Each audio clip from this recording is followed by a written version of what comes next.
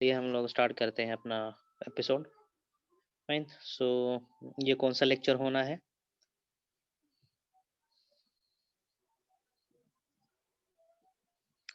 अच्छा, आप लोग शुक्ल पक्ष कृष्ण पक्ष का मतलब समझते हैं? Yes sir. Yes sir. यही सब क्वेश्चन हम पूछ रहे थे छठ पूजा के दिन बच्चे लोगों से। ठीक है। कार्तिक कार्तिक कौन सा महीना होता है?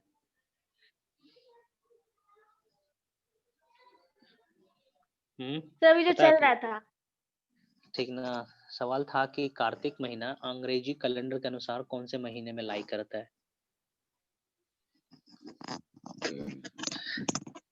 ठीक ना। सो बहुत ही इंटरटेनिंग था वो वाला पोर्शन ना। आप लोगों ने कैसे बिताया छठ पूजा?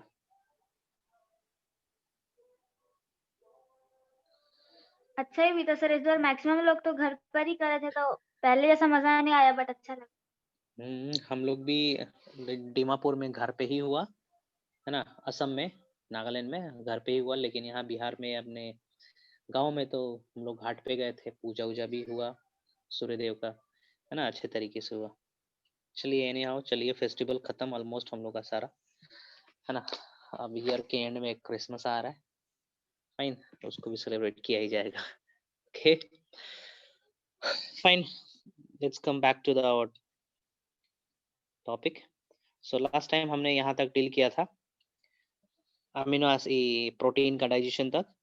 Today will start from this.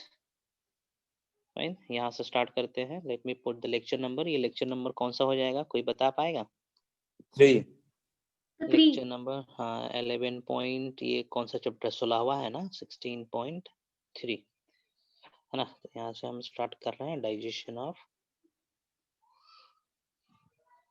Fat या डाइजेशन कंटिन्यूस। ठीक ना। चलिए सी, ऑयल ये पॉलीमर नहीं है। It's not a polymer, it's not a polymer, है ना। पॉलीमर नहीं है तो है क्या? ये एक एक यूनिट है ना। एक एक यूनिट एक साथ एग्रीगेट करके एक बड़ा सा यूनिट बनाते हैं, है ना, जिसको हम लोग ऑयल ग्लोब्यूल्स भी कहते हैं। क्या बोलेंगे? ऑयल ग्लोब्यूल बोलेंगे। तो हमें क्या करना होता है, इस ग्लोब्यूल्स में से हर एक एक ऑयल को अलग करना होता है। फर्दर इस ऑयल को एग्जामिन करेंगे तो हमें पता चलेगा इसके अंदर प्रेजेंट है ट्राइग्लिसराइड, है ना। ट्राइग्लिसराइड प्रेजेंट है और प्रेजेंट है इसके साथ फैटी एसिड्स। ठीक ना। R1 R2 R3 इस तरीके से, है ना। तो फैट के डाइजेशन में हमें क्या करना होता है, इस ग्लिसराइड को अलग करना होता है। किससे? इन सभी से, है ना। यहाँ पे तुम्हारा ट्राइग्लिसराइड और फैटी एसिड्स अलग हो जाते हैं। फाइन, ये एक ड्रॉपलेट को रिप्रेजेंट कर रहा है। ये जो स्ट्रक्चर हम बना रखे हैं ना यहाँ पे ट्राइग्लिसराइड, ये एक ड्रॉपलेट को रिप्रेजेंट कर रहा है। ड्रॉपलेट नहीं, एक ऑयल को रिप्रेजेंट कर रहा है। फाइन, ऐसे ऐसे ऑयल्स एक साथ मिल के एक बड़ा ग्लोब्यूल बनाते हैं। तो सबसे पहले क्या करना होता है, इस ग्लोब्यूल को छोटे छोटे सिंगल सिंगल ऑयल में कन्वर्ट होना होता है और उस पर्टिकुलर ट्राइग्लिसराइड के ऊपर, है ना, एंजाइम काम करेगा और तोड़ के ग्लिसरॉल में और फैटी एसिड में कन्वर्ट हो जाना है। फाइन, चलिए आते हैं हम लोग यहाँ पे। जो हम भोजन करते हैं उसमें किस प्रकार का ऑयल प्रेजेंट रहता है? तो प्रेजेंट रहता है ट्राइग्लिसराइड और कोलेस्ट्रॉल। ठीक है, ये फैट के अंदर आते हैं, ट्राइग्लिसराइड और कोलेस्ट्रॉल। सो ट्राइग्लिसराइड को तोड़ने के लिए we need an enzyme that is lipase, है ना। लाइपेज एंजाइम की सिंथेसिस होती है माउथ में, स्टमक में और पेनक्रियास में। Out of this two, mouth और स्टमक बहुत ही कम अमाउंट में, नेग्लिजिबल अमाउंट में लाइपेज एंजाइम की सिंथेसिस होती है। फाइन, बहुत ही कम। जो फंक्शनल लाइपेज एंजाइम है वो सिक्रेट करता है पेनक्रियास, है ना। बाकी सब नेग्लिजिबल है, बस कहने के लिए है कि माउथ और स्टमक लाइपेज का सिक्रेशन कर रहे हैं। फाइन, चलिए बढ़ते हैं यहाँ पे। देखते हैं।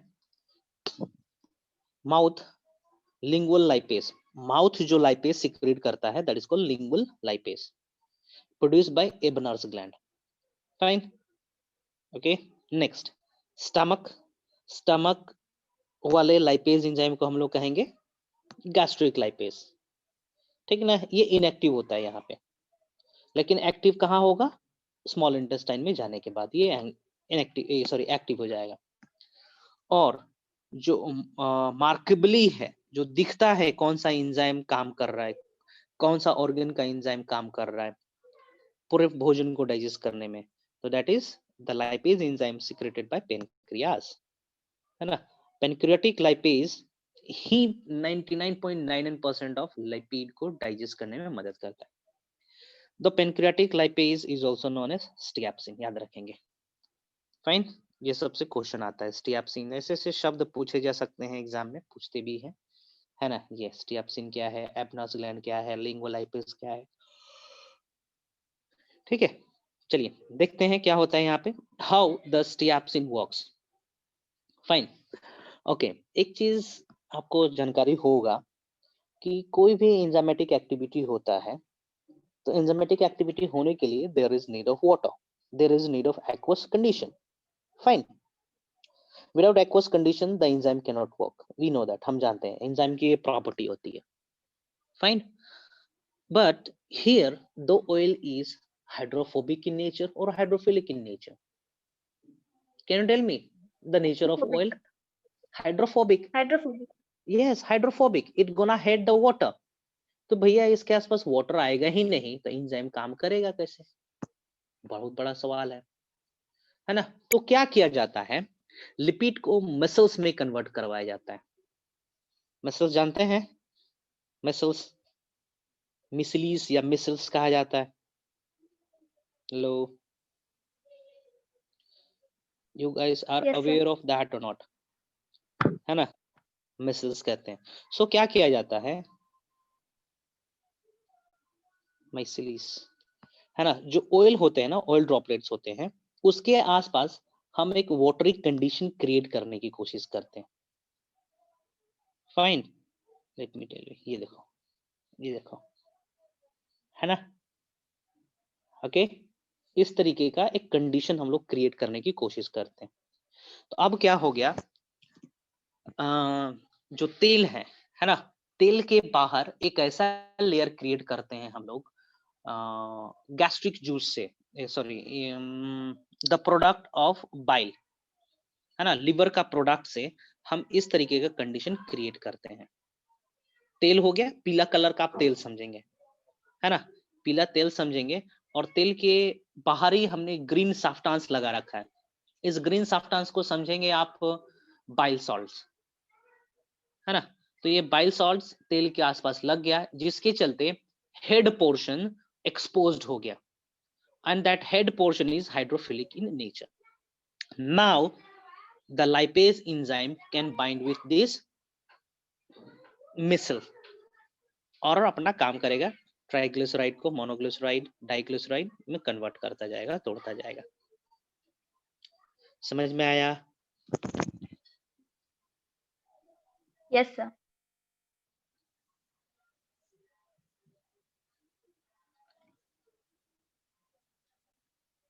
देखो यहाँ पे देख पा रहे हो, ये पहला डायग्राम देखेंगे, फैट है, बाइल सॉल्ट्स, हरा हरा जो बाइल सॉल्ट है, बना लिया, है ना। तो ये जो बाइल सॉल्ट्स है सही मायने में ये होती हैं सोडियम टाउरोकोलेट्स, है ना, सोडियम टाउरोकोलेट्स होते हैं जो मिसल्स बनाने में काम करते हैं। देखो यहाँ पे oil droplets break down into smaller shape oil droplets. Soon, sodium taurocolate and sodium glycolate binds with these and form hydrophilic missile. समझ में आया ना? अब ये मिसल्स के साथ बाइंड करेगा लाइपेज एंजाइम और कन्वर्ट करता जाएगा जो ट्राइग्लिसराइड है, रिकॉल करेंगे ट्राइग्लिसराइड एनसीईआरटी में मेंशन है।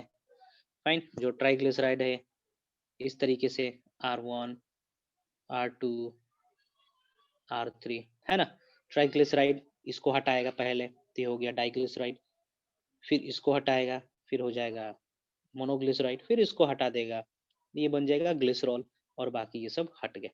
इस तरीके से होता है। फाइन, तो देखेंगे micelles binds with lipase and convert into diglyceride plus fatty acid. अब डाइग्लिसराइड के साथ फिर लाइपेज बाइंड करेगा, monoglyceride plus fatty acid, monoglyceride के साथ भी लाइपेज बाइंड करेगा और कन्वर्ट कर देगा ग्लिसरॉल और फैटी एसिड में, अलग अलग हो जाना है। नाउ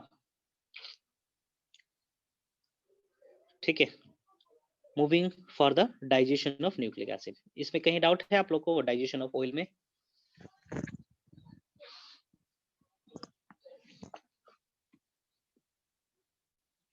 कहीं पे डाउट है ऑयल वाले सेक्शन में? Hello, yes sir. हाँ कहाँ पे बोलो? सर मिसल्स वाला थोड़ा समझ में नहीं आया। अच्छा ठीक है, चलो और अच्छे से बता दें मिसल्स वाला सेक्शन। हाँ, यहाँ से समझाते हैं रफ में।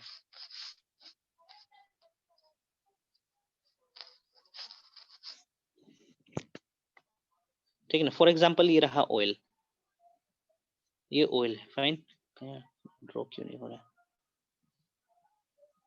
दिस इज ऑयल, है ना? तो ऑयल को फर्दर हम लोग शेकिंग के चलते, एजिटेशन के चलते छोटे छोटे ऑयल ड्रॉपलेट्स में कन्वर्ट करेंगे, छोटे छोटे, या फिर बोलेंगे कि हमने इसको कन्वर्ट कर दिया ट्राइग्लिसराइड में, है ना? सो ये हो जाएगा, मान के चलिए दिस इज ट्राइग्लिसराइड या फिर ऑयल समझिए, है ना? ये लार्ज ऑयल ड्रॉपलेट है। Fine, now what we do here, इसको एजिटेशन से किया जाता है, AGGITATION, शेकिंग, ठीक ना? एजिटेशन एक ही होगा जी। अब इसके ऊपर क्या करेंगे हम लोग, सोडियम टारोकोलेट का बाइंडिंग करवाते हैं। This sodium taurocholate is nothing but bile salt. ये क्या है? बाइल सॉल्ट है ना, ये आता है लीवर से। सो होता क्या है, यहाँ पे जो छोटा ऑयल है या एक ट्राइग्लिसराइड है, फाइन, इसके ऊपर इस तरीके का कुछ मटेरियल बाइंड करता है ना, this is sodium plus Na+, इस तरीके से Na+ बाहर की तरफ रहेगा, and we know that Na+ is what, water loving nature, है कि नहीं है ना? इस तरीके से मिसल्स बनते हैं, इस तरीके से, है ना? नाउ अब ये क्या हो सकता है, पानी इसके साथ बाइंड कर सकता है कि नहीं, वाटर इसके साथ बॉन्डिंग कर सकता है, फाइन, वाटर के साथ बाइंड करेगा। अब ये स्ट्रक्चर कुछ इस तरीके से दिखने लगेगा, है ना? It will look like this, fine, fine, it gonna look like this. अब क्या होगा, इसके ऊपर लाइपेज एंजाइम का बाइंडिंग होनी है, lipase enzyme, this is lipase enzyme, lipase enzyme है ये, है ना?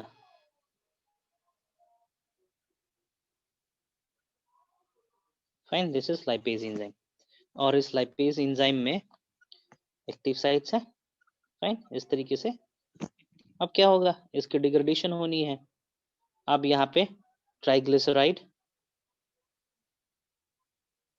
है ना, ट्राइग्लिसराइड अलग हो जाएगा और यहाँ पे R1, R2, R3 fatty acids अलग हो जाएंगे। समझ में आया?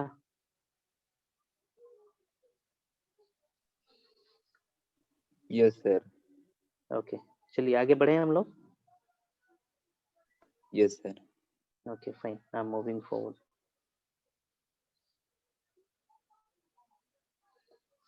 नेक्स्ट देखते हैं हम लोग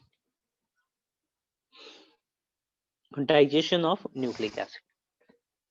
फाइन, न्यूक्लिक एसिड किस तरीके से डाइजेशन होता है, न्यूक्लिक एसिड का डाइजेशन किस तरीके से हो रहा है वो देखते हैं हम लोग। Fine,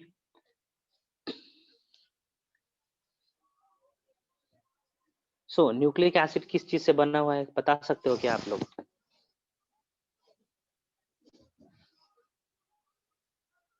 Phosphate, nitrogen base and sugar.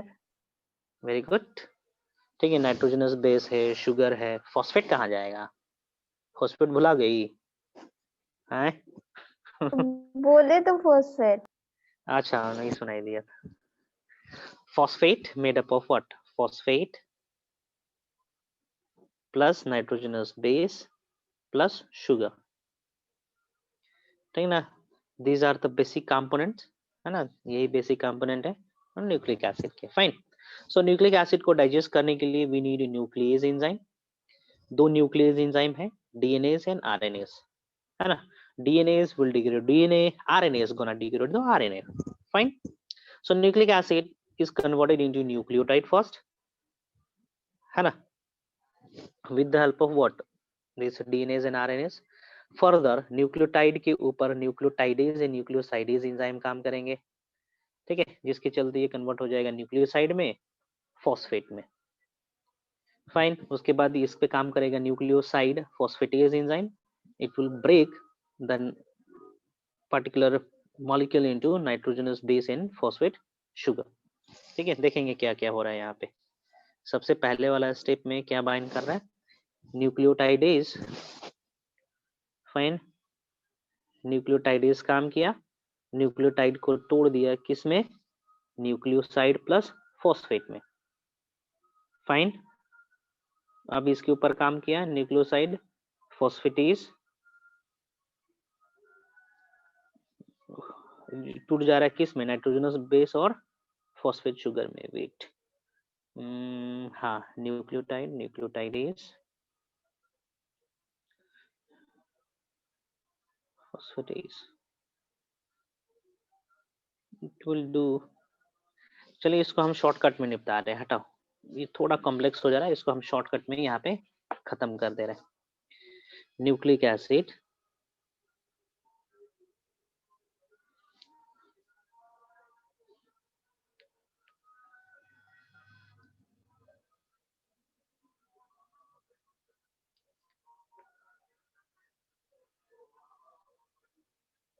Nucleic acid, इसके ऊपर काम करेगा एंजाइम न्यूक्लियेजेस,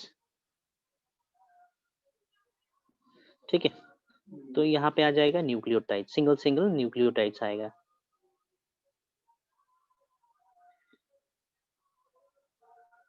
ठीक है, न्यूक्लियोटाइड्स आ गया। अब क्या होगा? न्यूक्लियोटाइड्स के ऊपर बाइंड करना है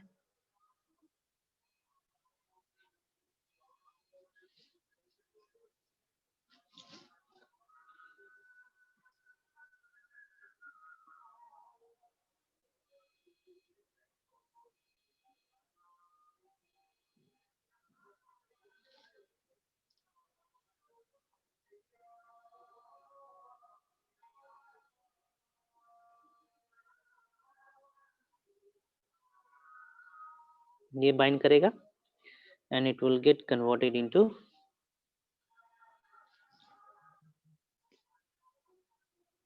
nitrogenous base plus sugar plus phosphate, ठीक है, इतना काफी है।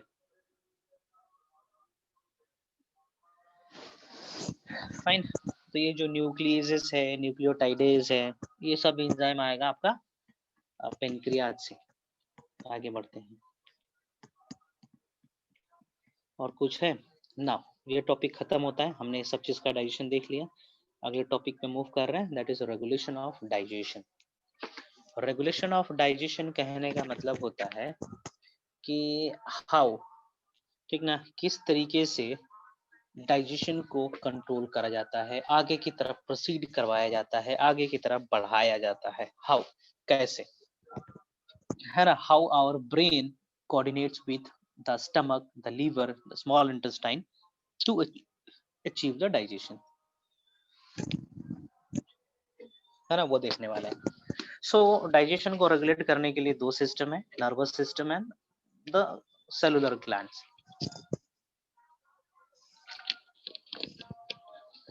है ना? मीन्स नर्वस सिस्टम और हॉर्मोन्स दोनों पार्टिसिपेट करते हैं रेगुलेशन करवाने के लिए, ठीक है, कंट्रोल करने के लिए। तो सबसे पहले देखते हैं हम लोग nervous system, how it activates और डीएक्टिवेट्स द प्रोसेस ऑफ डाइजेशन, है ना। यहाँ पे पैरासिम्पैथेटिक नर्वस सिस्टम हम एक शब्द यूज किए हैं। पैरासिम्पैथेटिक नर्वस सिस्टम ये डाइजेशन को इनिशिएट करता है। फाइन, याद रखेंगे। क्वेश्चन यहाँ पे आता है, पैरासिम्पैथेटिक डाइजेशन को प्रमोट करता है, while sympathetic it will inhibit the digestion। ठीक है, inhibit digestion।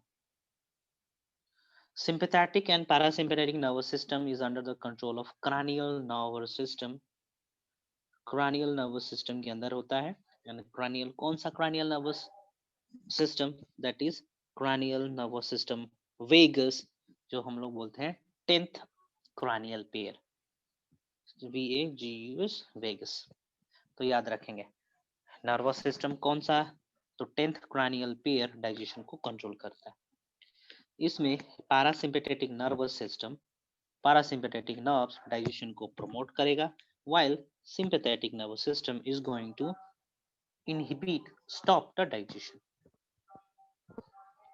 फाइन, कैसे करता है? वेगस मैसेज देगा सेक्रेटरी ग्लैंड्स को कि वो गैस्ट्रिक जूस का सिक्रेशन करे, बाइल जूस सिक्रेट करे, एंजाइम्स का सिक्रेशन करे। फाइन, इस तरीके से कंट्रोल होता है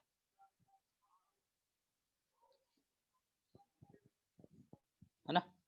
ना मूविंग फॉरवर्ड, ये तो हो गया हमारा ब्रेन किस तरीके से एसोसिएटेड है डाइजेशन करने में। नाउ हम देखते हैं कि हार्मोन्स किस तरीके से पार्टिसिपेट करते हैं in digestion process.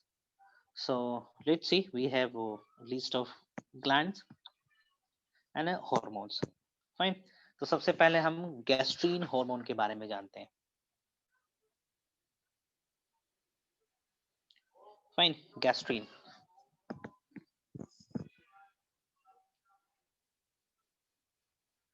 Let's see what is gastrin, है ना। गैस्ट्रीन एक प्रकार का हार्मोन है, सिक्रीट करता है स्टमक की लाइनिंग, है ना।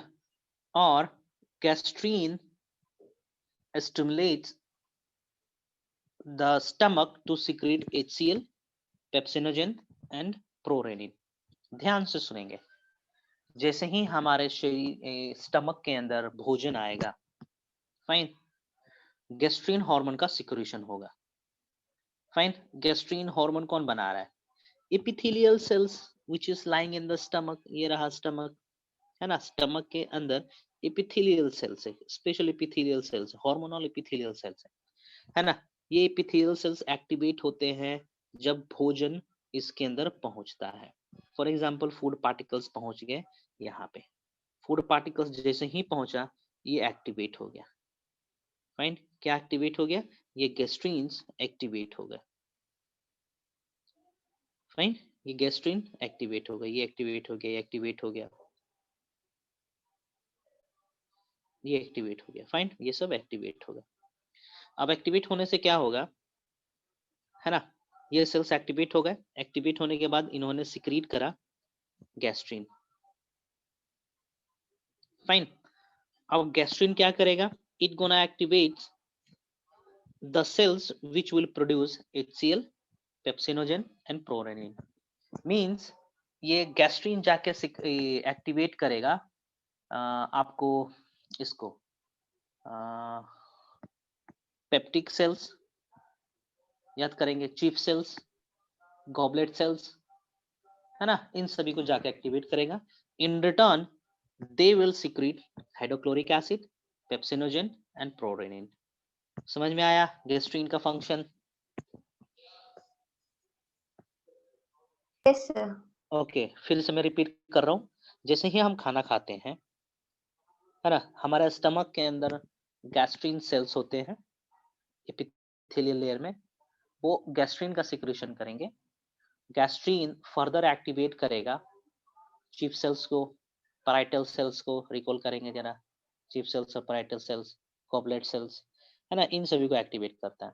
इन return those cells will start secreting hydrochloric acid, pepsinogen, prorenin, है ना, ये सब सिक्रेट करना शुरू कर देंगे और डाइजेशन को अचीव कर देंगे। जब भोजन खत्म हो जाएगा तो गैस्ट्रीन इनहिबिट हो जाएगा। तो गैस्ट्रीन इनहिबिट होगा तो ये इनहिबिट कर देगा सारे सेल्स को कि भैया अभी HCl का प्रोडक्शन नहीं करना है, पेप्सिनोजेन का प्रोडक्शन नहीं करना है, प्रोरेनिन का प्रोडक्शन नहीं करना है। फाइन, नेक्स्ट हार्मोन देखते हैं। that is gastrin inhibiting peptide, GIP. Fine, GIP present रहता है स्टमक के लेटर पोर्शन में, स्टमक का पोर्शन ही नहीं बोलेंगे, बोलेंगे ड्यूडेनम में प्रेजेंट रहता है, ठीक है ना। GIP यहाँ पे हम मेंशन किए, देखो जरा GIP कहाँ पर प्रेजेंट है, see where it is present, GIP यहाँ पर है, इट इज हियर, दिखा GIP। Fine, it is known as enterogastrone, है ना। It inhibits the secretion of gastric juice, it works antagonistic to gastrin. कैसे, मैं बताता हूँ। जैसे ही भोजन हमने खाया, प्रोसेस हुआ स्टमक में, स्टमक से भोजन पूरा चला गया स्मॉल इंटेस्टाइन में, स्टमक एकदम खाली है, तो क्या स्टमक के अंदर अभी HCl का प्रोडक्शन होना जरूरी है या नहीं है? नहीं है, नहीं है जरूरी, है ना। तो फट से GIP सेल्स एक्टिवेट हो जाएगा और गैस्ट्रिन इनहिबिटिंग पेप्टाइड को सिक्रेट करेगा, and this gastrin inhibiting peptide will inhibit this gastrin cells, है ना। समझ पा रहे हैं कि नहीं? कोलेट करेंगे जी, एक दूसरे को प्रमोट कर रहे हैं, स्टॉप कर रहे हैं, यही प्रोसेस चलता जा रहा है यहाँ पे, है ना। This GIP is inhibiting the gastrin secreting sales. Fine, तो पेट में खाना ही नहीं है तो हम एंजाइम रख के क्या करेंगे, उल्टा हमारा म्यूकस को डिग्रेड करेगा, करने ही नहीं देंगे, हटा देंगे उसको। फाइन, इस तरीके से काम करता है। Next, moving forward further, CCK that is कोलियोसिस्टोकाइनिन या पैनक्रोजाइनिन, जाइमिन कहते हैं इसको, है ना। ये देखो एंजाइम कहाँ से सिक्रीट हो रहा है, हियर इट इज CKK, है ना। This cells of duodenal lining detects fat in the chyme, thereby stimulating pancreas to release pancreatic juice, as well as it contracts the gallbladder to secrete bile juice. क्योंकि bile juice की भी तो आवश्यकता पड़ती है ना लोएल की डाइजेशन में, सोडियम टाउरोकोलेट मिसल्स बनाने के लिए। चलिए समझाते हैं इसको। कोलियोसिस्टोकाइनिन ये तुम्हारे ड्यूडेनम रीजन में बैठा रहता है, ठीक ना, इंतजार करता है कि भोजन में तेल जा रहा है कि नहीं जा रहा है। फॉर एग्जाम्पल तुमने पूरी खाया, तला हुआ चीज खाया, है ना, तो स्टमक से स्मॉल इंटेस्टाइन में जाना शुरू हो गया, तो ये कोलियोसिस्टोकाइनिन सेल्स पहचान लेगा, अरे भैया तेल जा रहा है, ठीक है, इसको तो डाइजेस्ट करना है, तो तेल को डाइजेस्ट करने के लिए लाइपेज एंजाइम चाहिए, तो तुरंत पैनक्रियास को मैसेज दिया जाएगा कि भैया आपका काम पड़ गया है, आप लाइपेज का सिक्रेशन शुरू कर दीजिए, स्टियाप्सिन का सिक्रेशन शुरू कर दीजिए। शुरू कर देता है स्टियाप्सिन का सिक्रेशन, साथ में मिसल्स भी तो बनाने हैं, सोडियम टाउरोकोलेट की आवश्यकता पड़ेगी, और सोडियम टाउरोकोलेट बाइकार्बोनेट्स प्रेजेंट रहते हैं लीवर के प्रोडक्ट में, गॉल ब्लैडर में, तो गॉल ब्लैडर का भी कॉन्ट्रैक्शन होने लगता है ताकि बाइल सिक्रेट हो सके और मिसल्स का फॉर्मेशन हो, ओवरऑल फैट की डाइजेशन हो। Got it? Shall I move? Fine, very good. Now, अब आते हैं हम लोग सिक्रेटिन पे, ध्यान देंगे। सिक्रेटिन से जीके का क्वेश्चन भी आता है शायद। ये पहला हार्मोन है जो डिस्कवर करा गया था। फाइन, यही है इसका general knowledge question. Fine, it allows the pancreas to secrete bicarbonates to neutralize the crime.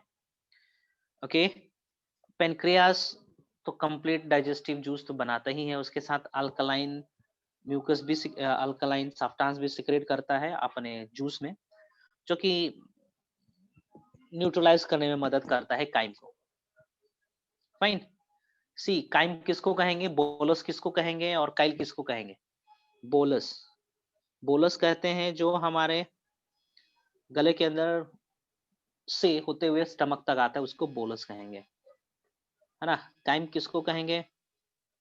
जो स्टमक से स्मॉल इंटेस्टाइन, हाँ इंटेस्टाइन में जाएगा, उसको काइम कहेंगे। फाइन, है ना। तो bolus it is towards basic, towards क्या बोलेंगे, न्यूट्रल, है ना। 6.8 के आसपास, 6.5 के आसपास पीएच रहेगा बोलस का, है ना। लेकिन काइम का पीएच रहेगा 1.2, क्योंकि भैया ये तो आ रहा है स्टमक से, है ना। हाँ जी, तो उसको न्यूट्रलाइज करना है ना, उसको बेसिक पिलाना है, तो बेसिक पिलाने का काम करता है गॉल ब्लैडर भी और पेनक्रियास भी। Moving forward, duocrine. Duocrine secretes hormone which stimulates Brunner's gland to release alkaline mucus to neutralize the chyme. Again, है ना? ओके, डुओक्राइन भी ब्रूनर्स ग्लैंड को एक्टिवेट कर रहा है और ब्रूनर्स ग्लैंड प्रेजेंट है ड्यूडेनम में, बता चुका हूं पहले ही।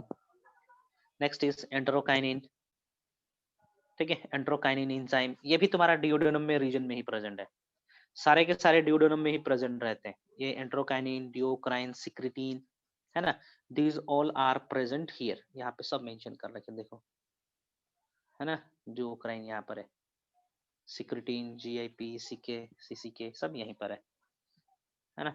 ये क्या करेगा भैया, ड्यूओक्राइन, है ना, ब्रूनर्स ग्लैंड को एक्टिवेट किया, ब्रूनर्स ग्लैंड भी कहाँ पर है, ब्रूनर्स ग्लैंड भी प्रेजेंट है ड्यूडेनम में, वहां से अल्कलाइन म्यूकस सिक्रेट करेगा जो काई को न्यूट्रलाइज करेगा। एंट्रोकाइनिन, ये भी प्रेजेंट है ड्यूडेनम रीजन में ही, फाइन, ये सकस सेंट्रिकस को स्टिमुलेट करता है, stimulate the succus entericus, okay fine fine fine. Enterokinin intestine present है, फाइन, यहाँ पे नहीं प्रेजेंट है, ड्यूडेनम रीजन में प्रेजेंट नहीं है, फाइन, एंट्रोकाइनिन प्रेजेंट रहेगा स्मॉल इंटेस्टाइन में, यस। नेक्स्ट विलिकाइनिन, विलिकाइनिन ये होगा तुम्हारा small latter part of small intestine में, है ना, ये विलिकाइनिन के चलते एब्जॉर्प्शन होता है भोजन का एफिशिएंटली, फाइन, तो ये हो गया hormonal control, fine, hormonal control हो गया। आगे बढ़े अब, या यहाँ से कुछ क्वेश्चन करना चाहोगे आप लोग, हार्मोनल वाले सेक्शन से कुछ क्वेश्चन करना चाहेंगे? सर भूख लगने का क्या मैकेनिज्म है? भूख लगने का मैकेनिज्म यही है कि स्टमक खाली है, बार बार मैसेज आएगा ब्रेन को कि भैया बहुत समय से अभी हमने सीक्रेट नहीं किया है ना, ब्लड में शुगर भी कम हो गया है, तो कुछ टैंक में डालिए ताकि डाइजेशन प्रोसेस हो और ब्लड शुगर लेवल में आ जाए, यही होता है भूख लगने का रीजन। यदि देखेगा भैया स्मॉल इंटेस्टाइन से तो आ ही नहीं रहा है ग्लूकोज, तो चलिए जो स्टोर्ड ग्लूकोज है उसी का इस्तेमाल किया जाए, तो फैट का डिग्रेडेशन होगा, ग्लाइकोजन का डिग्रेडेशन होगा पहले, उसके बाद फैट होता है, ठीक है। तो यही है भूख लगने का रीजन, ब्लड शुगर कम हो गया, मैसेज आएगा कि भैया बढ़ाओ इसको कैसे भी, फाइन, समझे कि नहीं समझे? अगर बहुत देर तक खाना नहीं खाएंगे तो क्या होगा? मर जाएंगे, और क्या होगा, बहुत देर मतलब क्या, 4 घंटे 5 घंटे हैं या बहुत दिन, मतलब 3-4 मतलब 6-7 घंटा? कुछ नहीं होगा, मरोगे नहीं, हम मरे हैं क्या, फास्टिंग रखे थे ना हम, हमने फास्टिंग किया इतने आज तक, इतने घंटे तक हमने फास्ट रखा, पानी तक भी नहीं पिया मैंने, तो क्या हम मर गए, जीवित है ना। तो ये पीत क्या बोलते हैं? पीत जो बनता है हम लोग अपने लैंग्वेज में? हाँ, पीत दैट इज गॉल ब्लैडर, बोलो। तो वही बोलते हैं कि भूखे रहोगे तो वो बन जाएगा, पीत बनेगा। तो कौन बोला है, वो दादाजी लोग बोलते हैं। हाँ पीत बन जाएगा, ऐसा कुछ नहीं है, बोलते हैं कि खाना नहीं खाओगे तो HCl है, जो छोटा फोटा HCl है ना, वो HCl म्यूकस को डिग्रेड करना शुरू कर देता है ना, तो जिसके चलते स्टमक में गैस बनने लगता है, तो ये सब प्रॉब्लम हो सकता है ना। हमारी एक आंटी है, वो हमेशा फास्टिंग, पंडित है, हमेशा फास्टिंग फास्टिंग करती रहती है, तो कभी कभी उनका तबीयत खराब हो जाता है ना, एलिमेंट्री डिसऑर्डर्स होने के चांसेस है, क्योंकि HCl जो पड़ा हुआ है थोड़ा अमाउंट में, वो हमारे म्यूकस को ही डिग्रेड करना शुरू कर देता है कि भैया चलो उसको तोड़ के कुछ एनर्जी हम बना ले, है ना, ये है लॉजिक।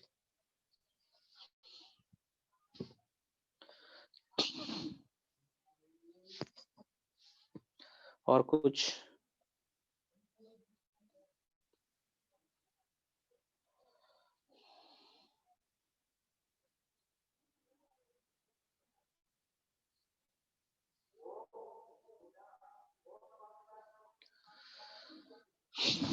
और कुछ पूछेंगे?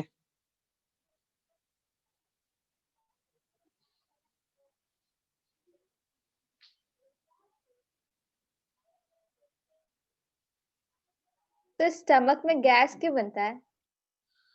गैस बनता है क्योंकि वहां पे कुछ प्रोसेस हो रहा है ना? प्रोडक्ट है, CO2 है। CO2 कब रिलीज होगा? कोई चीज का डिग्रेडेशन होगा तभी तो होगा। तो मान के चलो स्टमक में म्यूकस का डिग्रेडेशन हो रहा है या भोजन का डिग्रेडेशन हो रहा है, फाइन, तो गैस निकलेगा, बाय प्रोडक्ट है ये तो। ढक्कार आता है या फिर पहले से उसमें एयर भरा हो, फाइन, फूड स्टफ के साथ एयर चला जाता है, वो सब बाहर निकलने का कोशिश करता है, मेटाबॉलिज्म के चलते कार्बन डाइऑक्साइड का प्रोडक्शन है वो बाहर निकलेगा।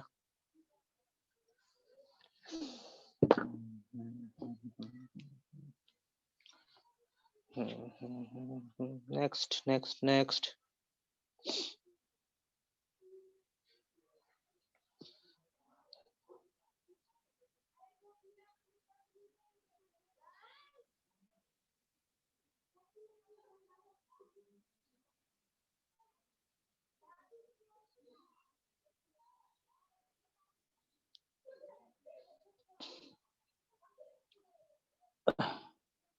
रुकना है या आगे बढ़े बताओ?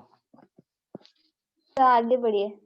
Fine, now will move to absorption section. Absorption कहने का मतलब होगा जो डाइजेस्टेड फूड है उसको अब एब्जॉर्ब कर लेना ब्लड कैपिलरीज के अंदर, है ना? So it is the passage of final digestive product into blood vessel, that is absorption.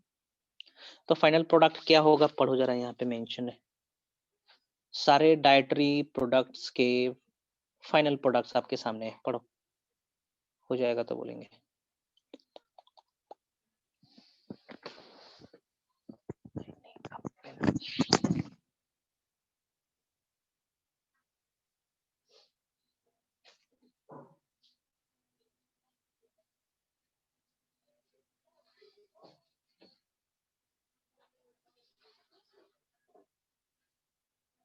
तो गैलेक्टोज और फ्रक्टोज का फॉर्मूला सेम होता है ना?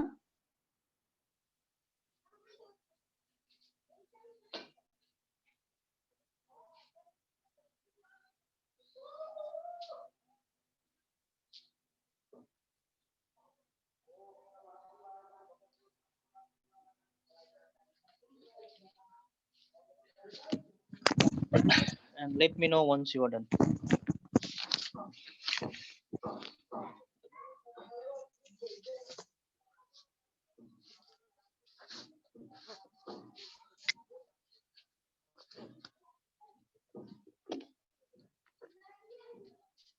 आंसर।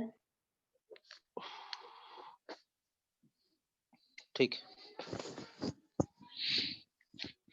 चलिए आगे बढ़ते हैं।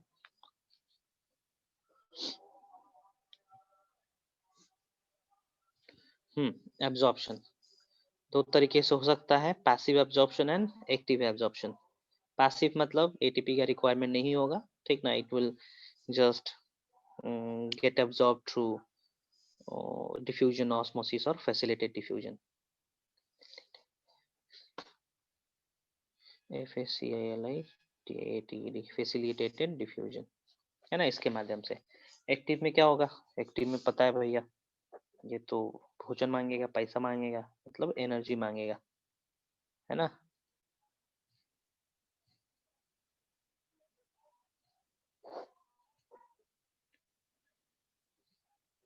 ओके, चलिए आगे बढ़ते हैं। एक्टिव एब्जॉर्प्शन में, हाँ, ये होता है primary active absorption, secondary active absorption बताएंगे, ये एक्सप्लेनेशन के दौरान ही बता देंगे क्या होता है सेकेंडरी और प्राइमरी। यहीं पे बता दे क्या? ठीक है, ठीक है, यहीं पे बताते हैं। फॉर एग्जाम्पल देखिए, सी यहाँ पे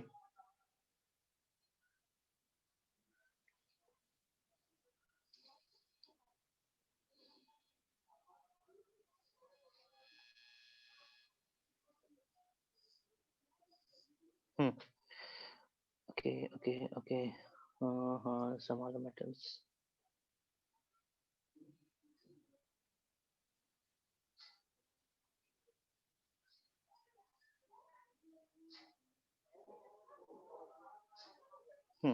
चलिए मान के चलिए यहाँ पे इस प्रोसेस को सोडियम को एक्सचेंज करवाने के लिए, मतलब सोडियम का एंट्री करवाने के लिए, है ना, सोडियम का एंट्री करवाने के लिए एटीपी का खर्च हो रहा है, ठीक है, सोडियम का ही एक्सचेंज होना है ना, सोडियम का एक्सचेंज हो रहा है। लेकिन जब सोडियम का एक्सचेंज हो रहा था, साथ में कुछ और एलिमेंट भी सेल के अंदर आ जा रहे हैं, फाइन, तो इसको कहेंगे हम सेकेंडरी एक्टिव ट्रांसपोर्ट। यहाँ पे समझिए, यहाँ पे समझिए क्या होगा, ठीक है। फॉर एग्जाम्पल हमें सेल के अंदर एंट्री करवाना है सोडियम का, हम सोडियम की एंट्री करवा रहे हैं सेल के अंदर, और एंट्री करवाने के लिए हमें कुछ करेंसी खर्च करना पड़ रहा है। We are investing ATP for this, है ना। तो सोडियम जा रहा है आसानी से, कोई दिक्कत नहीं, एंटर कर रहा है सेल के अंदर, है ना। कभी होता क्या है, इस सोडियम के साथ साथ कोई दूसरा एलिमेंट भी एंटर करने लगा, है ना, सोडियम के साथ साथ कुछ दूसरा एलिमेंट भी एंटर करने लगा। हमारा मोटिव तो था सोडियम का एंटर करवाना, लेकिन सोडियम के साथ साथ मान के चलो फ्रक्टोज भी एंटर कर गया, है ना। तो हम बोलेंगे फ्रक्टोज का एंट्री हुआ because of secondary active transport, है ना। हम तो मेन फ्रेम में ट्रांसफर करवाना चाह रहे थे सोडियम का, लेकिन उसके साथ साथ फ्रक्टोज भी आ गया, है ना। तो उसी को हम कहते हैं हम लोग सेकेंडरी एक्टिव ट्रांसपोर्ट, फाइन।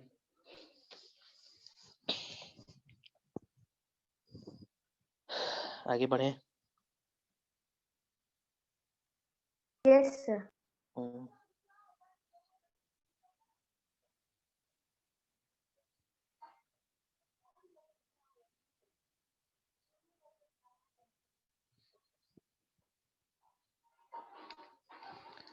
चलिए आगे बढ़ते हैं।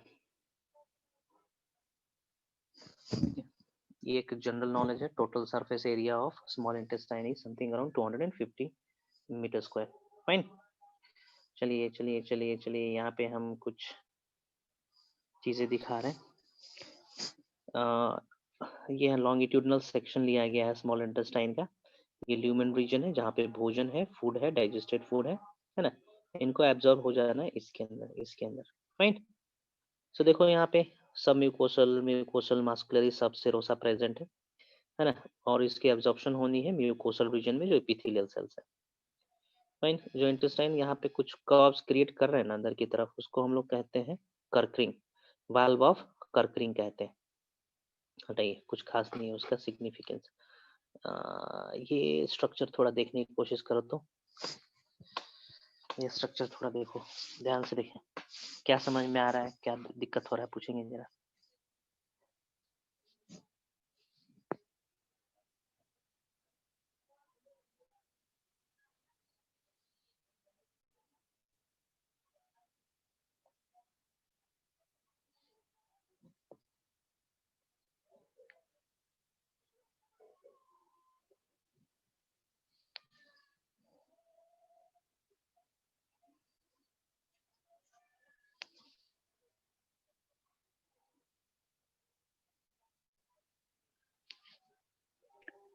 सर लैक्टिल क्या है?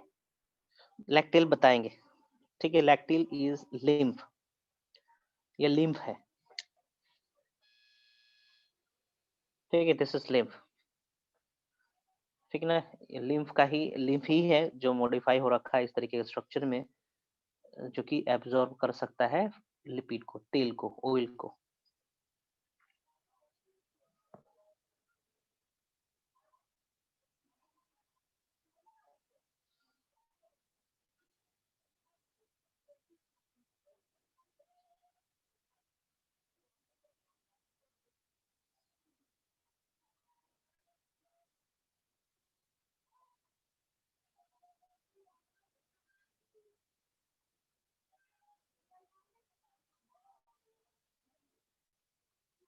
स्ट्रक्चर बनाओगे जल्दी से एक बार, या बाद में बनाओगे, बोलो। बाद में सर।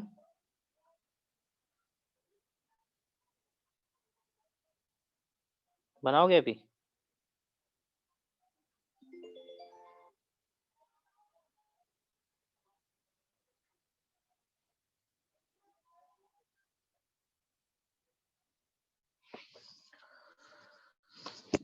सी ये ल्यूमन रीजन है, फाइन,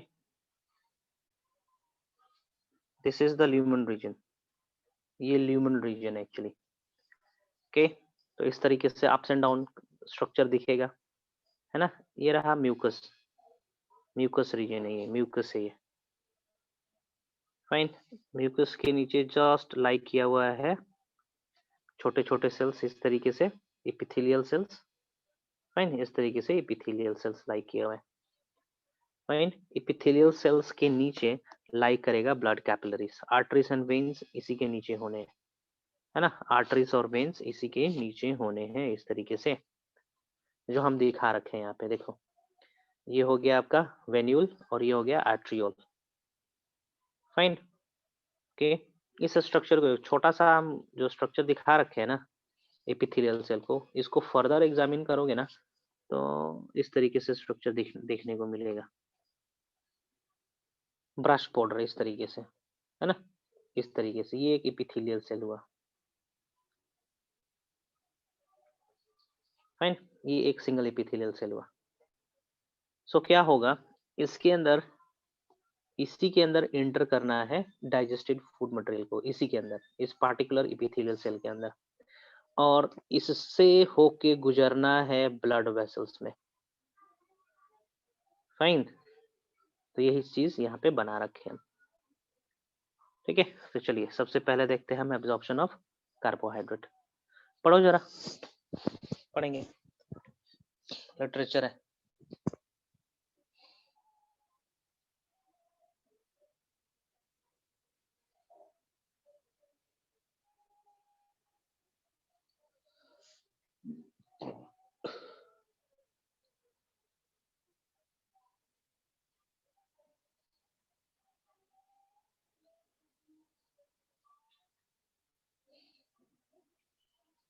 को ट्रांसपोर्ट करने का मतलब साथ में जाना।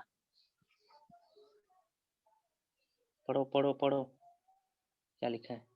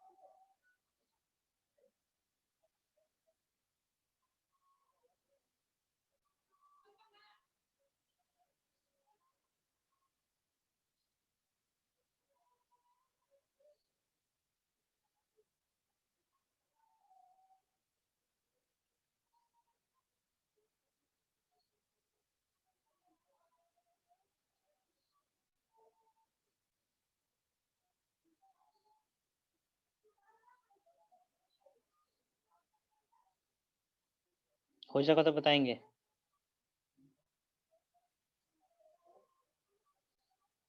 इंट्रोसाइट किसको बोलते हैं? एंट्रोसाइट कहते हैं the cells of small intestine.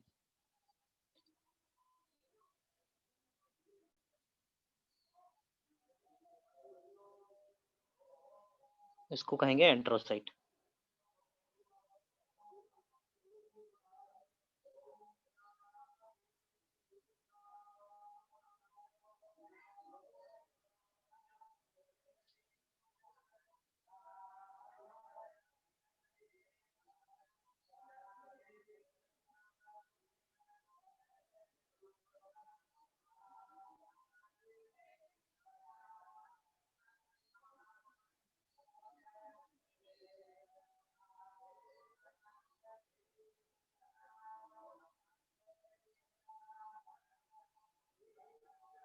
Sir capillary में कैसे मूवमेंट होता है, एक बार एक्सप्लेन कर दीजिए। क्या कैपिलरी में क्या? Third point. रुको करते हैं।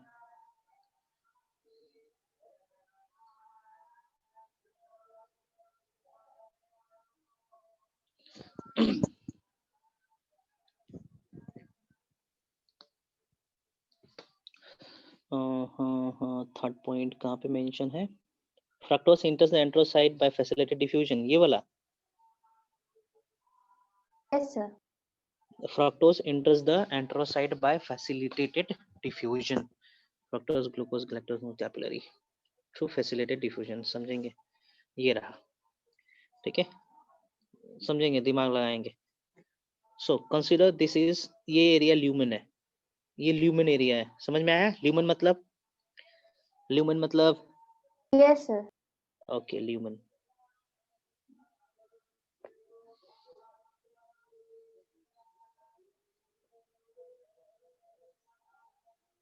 है ना, ये हो गया ल्यूमेन, और ये हो गया enterocyte. Enterocyte, enterocyte means the intestinal cell. Fine. यहाँ पे देखो, यहाँ पे क्या हो रहा है, एक्टिव सेकेंडरी एक्टिव ट्रांसपोर्ट हो रहा है, सोडियम के साथ ग्लूकोज भी एंटर कर रहा है। Fine, okay. देखो, जैसे ही यहाँ पे ग्लूकोज एंटर किया, ग्लूकोज को देखती फ्रक्टोज का भी एंटर हो गया। इसी को हम लोग कहते हैं फैसिलिटेटेड डिफ्यूजन, मतलब किसी के प्रभाव से एंटर होना, that is called facilitated diffusion. समझ में आया? ठीक है यस सर। ना। अब देखो यहाँ से क्या होगा, यहाँ से, है ना, कैपिलरी के अंदर एंटर करना है, तो फ्रक्टोज किसको देखती घुस जाता है, ग्लूकोज और गैलेक्टोज एंटर करते हैं, उसको देखते देखते फ्रक्टोज का भी एंट्री हो जाता है कैपिलरी के अंदर। फाइन, फाइन, ये हो गया ब्लड वेसल। चलिए आगे बढ़े।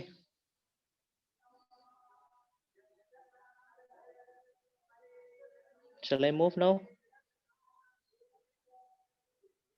Yes, sir. Okay, thank you.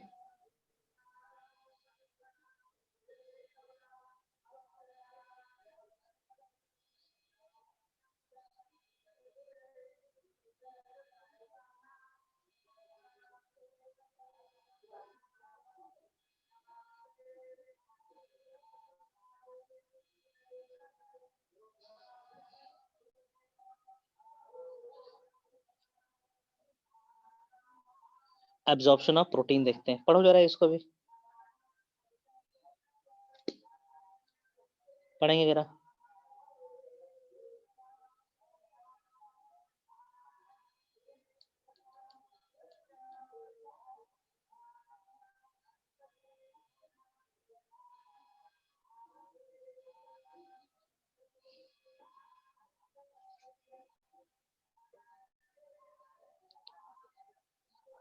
Hydrogen के साथ गलती से चला जाता है।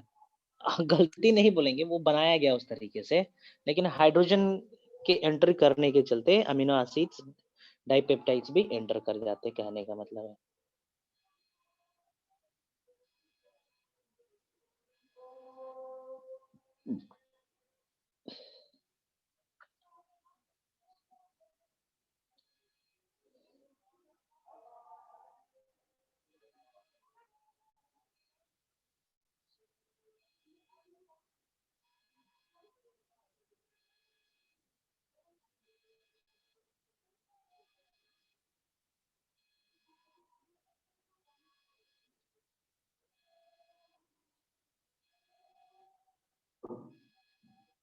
ठीक है, आगे बढ़े।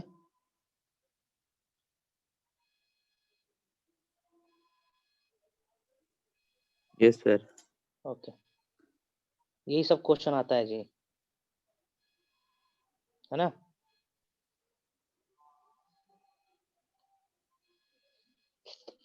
एब्जॉर्प्शन ऑफ लिपिड, फाइन, देखते हैं। हाँ, ये इंपॉर्टेंट, यहाँ से क्वेश्चन आता है। फाइन, देखो क्या होता है, लिपिड में हमारे पास तो ऑयल है नहीं अभी, स्मॉल इंटेस्टाइन में हमारे पास फैटी एसिड है और ग्लिसरॉल है ना। तो इंडिपेंडेंटली, है ना, एंट्रोकाइनेस के अंदर फैटी एसिड और ग्लिसरॉल एंटर करता है, ओके, सिंपल डिफ्यूजन से, है ना। और अंदर यहाँ पे आने के बाद, यहाँ पे आने के बाद दोनों कंबाइन हो जाते हैं एंड दे फॉर्म ट्राइग्लिसराइड। ध्यान देंगे, ट्राइग्लिसराइड का एब्जॉर्प्शन नहीं हुआ है यहाँ पे, पहले एब्जॉर्प्शन होता है फैटी एसिड और ग्लिसरॉल का, जैसे ही एंट्रोसाइट में आते हैं, है ना, ये कन्वर्ट हो जाते हैं ट्राइग्लिसराइड में। फाइन। ट्राइग्लिसराइड दूसरे प्रोटीन के साथ कंबाइन करके दे फॉर्म्स काइलोमाइक्रोन, है ना। ये काइलोमाइक्रोन व्हाइट कलर के होते हैं, है ना। और ये काइलोमाइक्रोन का एब्जॉर्प्शन लैक्टिल्स में होता है, ना कि ब्लड कैपिलरीज में। इसीलिए लैक्टिल सफेद कलर का अपीयर होता है ना। और वो पूरा स्मॉल इंटेस्टाइनल रीजन सफेद दिखता है, जिसको हम लोग काइल भी कहते हैं, CHYLE, काइल कहते हैं। ठीक है, ओके। पढ़ो जरा ये पूरा एपिसोड, पढ़ो यहाँ से यहाँ तक।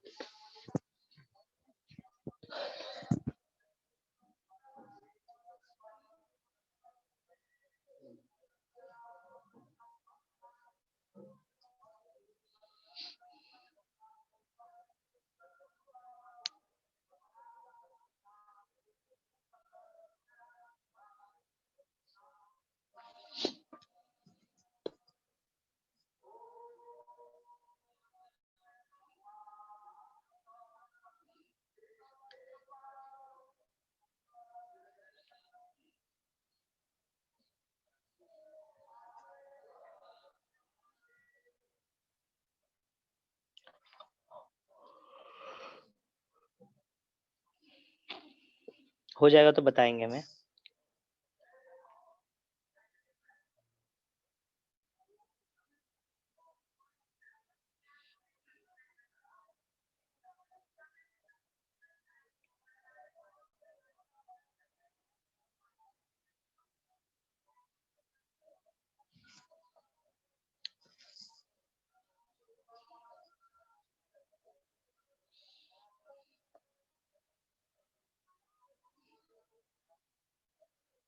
हो गया sir. Okay fine.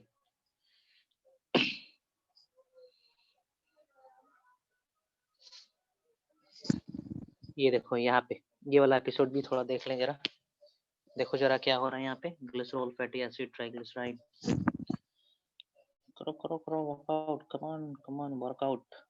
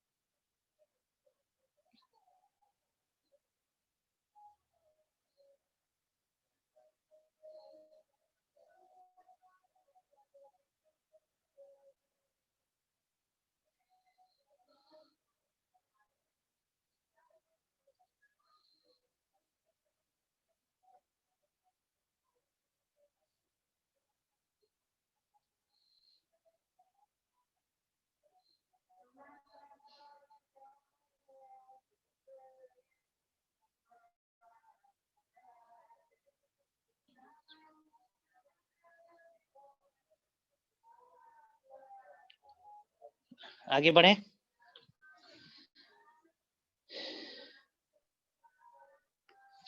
Sir screen share कर लीजिए। कर रहा हूँ। दिख रहा है ना screen? Is it visible? Hello. Yes sir. Yes sir. Okay ठीक है। लेक्टिल से मैक्सिमम क्वेश्चन आता है जी। घुमा फिरा के लेक्टिल्स के आसपास ही रखते हैं, है ना। सर काइलोमाइक्रोन डायरेक्ट यूज किया जाता है, मतलब सेल्स द्वारा? काइलोमाइक्रोन्स में से हम प्रोटीन को हटा देंगे, है ना, फिर से उसको ट्राइग्लिसराइड के फॉर्म में लाएंगे। तो ये कहाँ होता है? ये होगा लीवर में।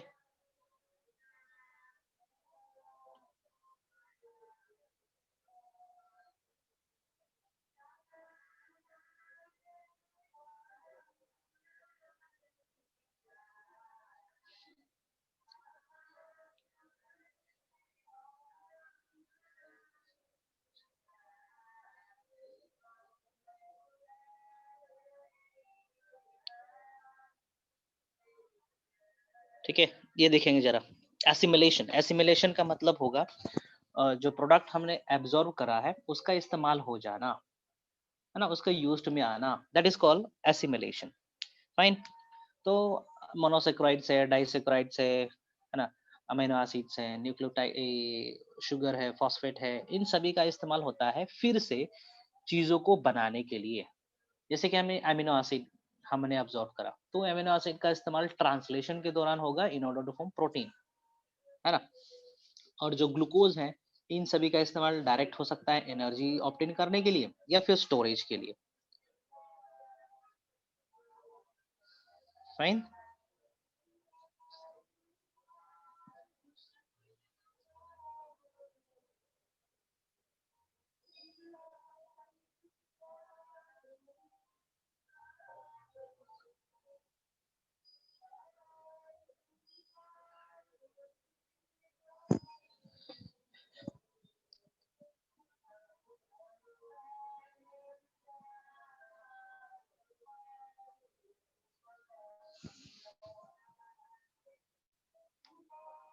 चलिए पढ़ते हैं, देखते हैं।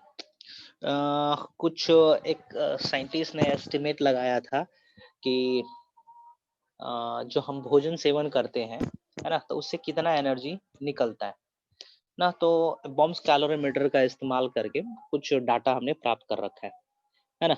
नॉर्मल लेबोरेटरी कंडीशन में कार्बोहाइड्रेट को डाइजेस्ट करा हमने, डिग्रेड करा, बर्न करा हमने, तो we got something around 4.6 kilo calories of energy per gram. Protein को ऑक्सीडाइज करा तो 5.65, फैट को 9.65 किलो कैलोरीज ग्राम पर ग्राम, ये एनर्जी ऑब्टेन करा था लेबोरेटरी कंडीशन में। लेकिन एक्चुअल में एनर्जी कितना रिलीज होता है? It is 4 and 9.1 kilo calories only, है ना। जो हमने लेबोरेटरी में टेस्ट करा है और जो एक्चुअल है, थोड़ा सा डिफरेंस है। Fine, okay.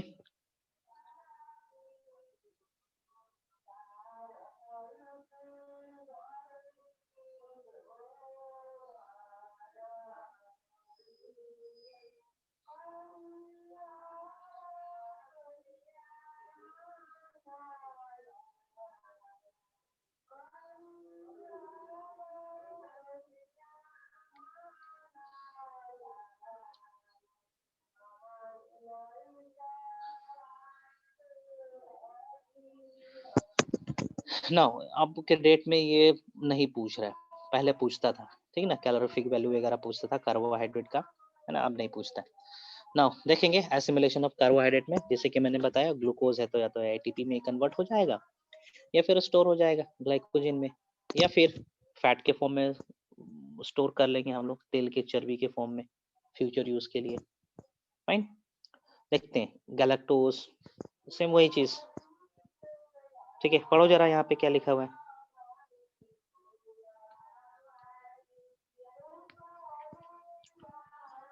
है ना, जो गैलेक्टोज होता है, ध्यान से सुनेंगे, गैलेक्टोज को हम लोग ग्लूकोज में कन्वर्ट कर देते हैं by the help of uridyl transferase enzyme. Galactose हमारे शरीर के लिए हानिकारक है। फाइन। मेंटल रिटार्डेशन वगैरह होने लगता है यदि गैलेक्टोज डिपोजिट होने लगता है हमारे शरीर में, so it has to be degraded. Fine. तो डिग्रेड करने के लिए यूरोडाइल ट्रांसफरेज आता है। फाइन।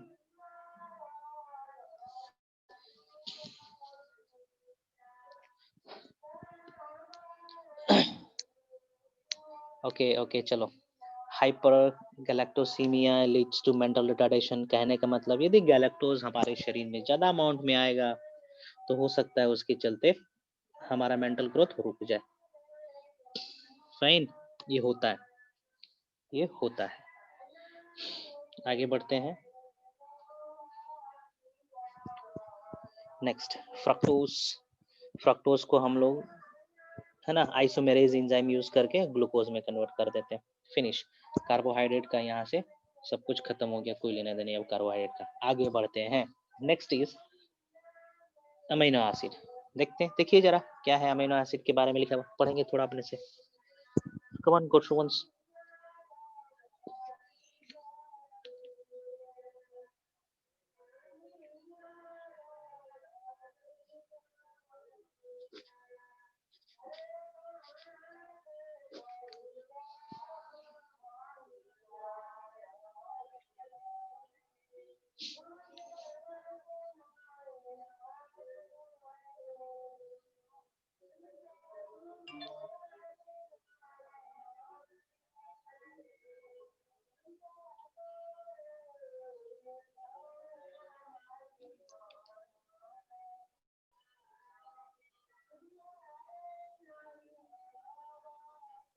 सर फूड में कौन सा रहता है, एसेंशियल कि नॉन एसेंशियल?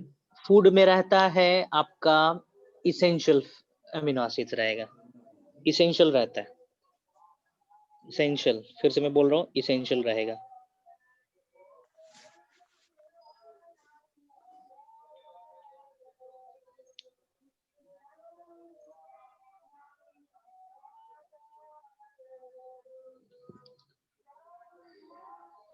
ठीक ना।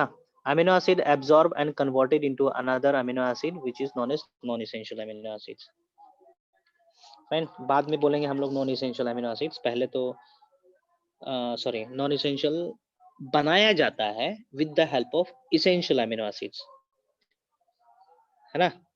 हमारे शरीर को पहले नॉन इसेंशियल अमीनो एसिड्स दिया जाता है, मतलब हमारा शरीर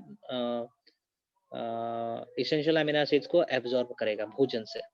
ध्यान से, हमारा शरीर इसेंशियल अमीनो एसिड्स भोजन से एब्जॉर्ब करेगा, शरीर में जाएगा, है ना, और उन सभी अमीनो एसिड्स को तोड़ मरोड़ के दूसरे अन्य प्रोसेस से उसको नॉन इसेंशियल में कन्वर्ट कर दिया जाता है। फाइन। तो नॉन इसेंशियल और इसेंशियल वाला एपिसोड तो मैं पहले खत्म कर चुका हूँ, बायोमोलिक्यूल्स वाले सेक्शन में बता चुका हूँ कौन से इसेंशियल और कौन से नॉन इसेंशियल अमीनो एसिड्स हैं। फाइन, ठीक है, आगे बढ़े। Yes sir.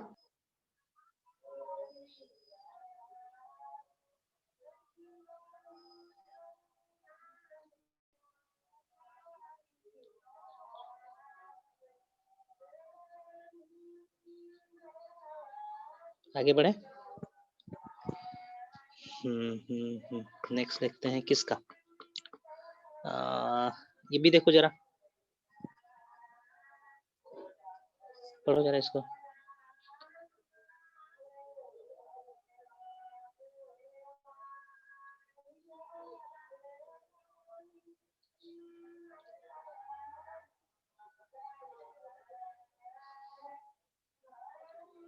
तो प्रिकर्सर का मतलब? प्रिकर्सर मतलब स्टार्टिंग।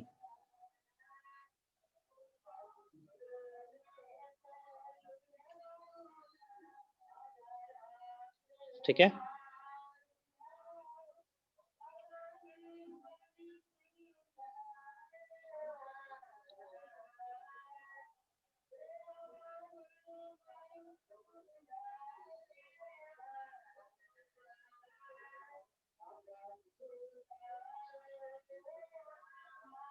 ट्रांसलेशन का क्या मतलब है?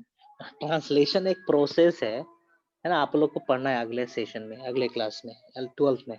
एक प्रोसेस है जिसमें डीएनए का इस्तेमाल होता है ना, डीएनए से आरएनए बनता है और उस आरएनए के अनुसार अलग अलग अमीनो एसिड जोड़ी जाती है, जिसके चलते प्रोटीन बनता है ना।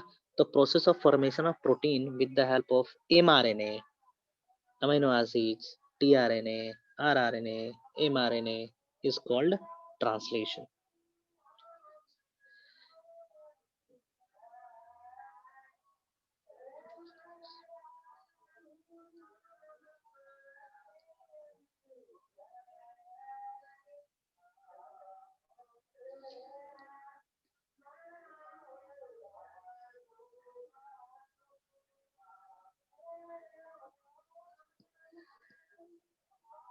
ठीक है, और कुछ?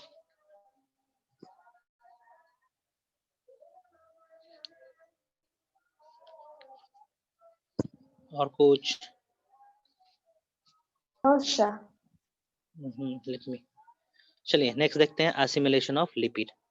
फाइन, लिपिड जो कि हमारे शरीर में क्या होता है, हाँ, जो हमारे शरीर में सिंथेसाइज हो सकता है उसको हम लोग कहते हैं नॉन इसेंशियल फैटी एसिड, पता ही है, लेकिन जो बाहर से ले रहे हैं उसको हम लोग कहेंगे इसेंशियल फैटी एसिड। फाइन, पढ़ेंगे जरा लिपिड, पढ़ो सब कुछ यहाँ पे लिखा हुआ है। फ्लेरोडर्मा एक स्किन डिजीज है यदि हमारे शरीर में इसेंशियल फैटी एसिड्स ना पहुंचे तो, पढ़ो जरा।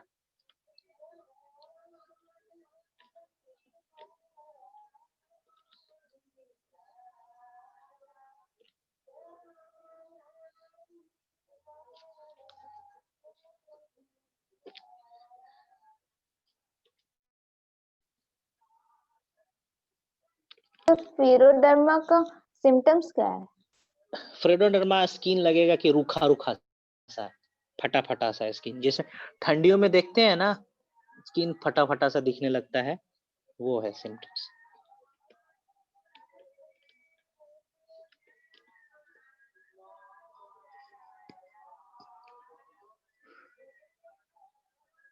सर्दी में स्किन ड्राई क्यों हो जाता है? सर्दी में ड्राई हो जाता है, क्या बोलेंगे उसको, रीजन कैसे कोलेट करेंगे, टेम्परेचर डाउन होने के चलते इसको कैसे कोलेट किया जाए, टेम्परेचर डाउन होने के चलते स्वेटिंग उतना होता नहीं है, स्वेटिंग ना होने के चलते हमारे शरीर से ऑयल्स वगैरह बाहर सरफेस पे नहीं आता है ना, तो बोल सकते हैं कि सरफेस से वाटर का एब्जॉर्प्शन ज्यादा हो जाता है, इसीलिए रूखा हो जाता है हमारा सरफेस, है ना, ये एक रीजन बोल सकते हैं।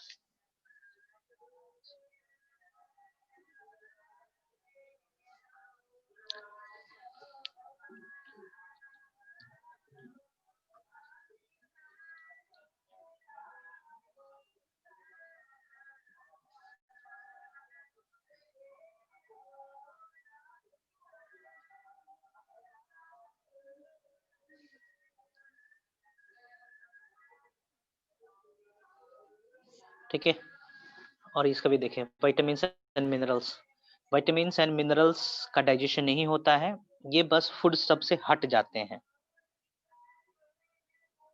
है ना।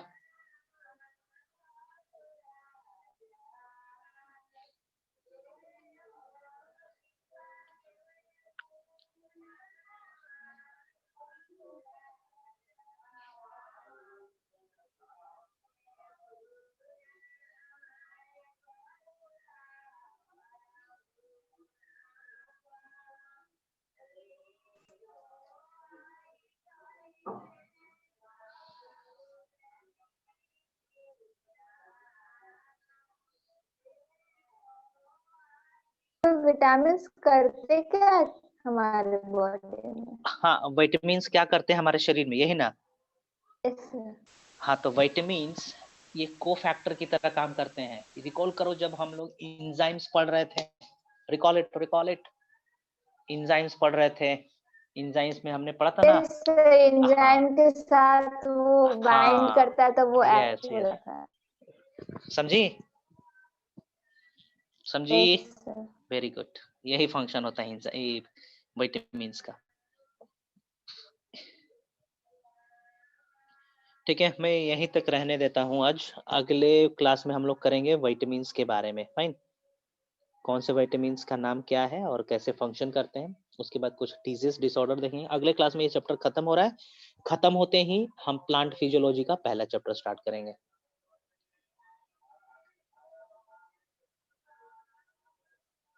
है ना, किसी को कुछ पूछना है?